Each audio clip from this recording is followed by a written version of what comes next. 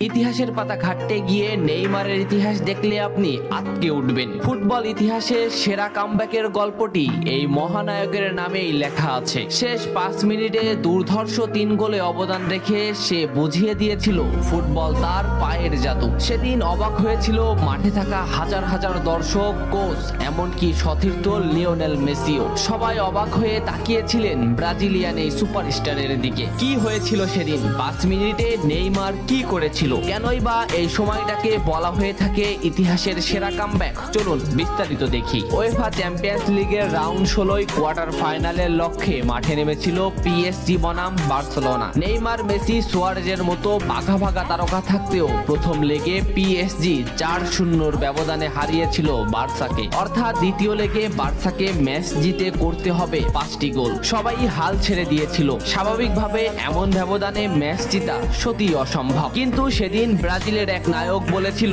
এটা সম্ভব, আমরা এটা করে দেখাবো। যেভাবেই হোক না কেন আমরা দলকে ম্যাচ জেতাতে চাই। 2017 সালের 8 মার্চ অনুষ্ঠিত হয় এই ম্যাচের দ্বিতীয় লেগ। ম্যাচের শুরু থেকেই ক্ষিপ্ততা আর দক্ষতা দেখাতে শুরু করেন নেইমার। এই ম্যাচে যেন আবির্ভাব হয় কোনো এক নতুন নেইমারের। এই নেইমারকে তো কেউ চেনে না। ম্যাচের 3 মিনিটেই লুইস সুয়ারেজ পেয়ে যায় প্রথম গোলের দেখা। এরপর নেইমারের ক্ষিপ্ততায় একের পর এক আক্রমণ সাজাতে থাকে বার্সা। এদিন যেন নেইমারকে কোনোভাবেই আটকাতে পারছিল না পিএসজি। নেইমারকে আটকাতে একের পর এক ফাউলই বেছে নিয়েছিল তারা। ম্যাচের 40 মিনিটে লেভিনের আত্মঘাতিক গোলে বার্সা পায় দ্বিতীয় গোলের দেখা। ম্যাচের 50 মিনিটে ক্ষিপ্ত থাকা নেইমারকে ডি বক্সের ভিতর ফাউল করে ফেলে দেওয়া হয়। এতে বার্সা পেয়ে যায় পেনাল্টিতে গোল করে দলকে এগিয়ে নেন লিওনেল মেসি। তবে যেমনটা ভাবছিলেন এই ম্যাচের গল্প ফুটবল বিধাতা তেমন ভাবে লেখেননি। 62 মিনিটে বার্সার কফিনে শেষ প্যারাটা পুড়ে দেন এডিনসন কাভানি। এতেই স্তব্ধ হয়ে যায় ক্যাম্প নু।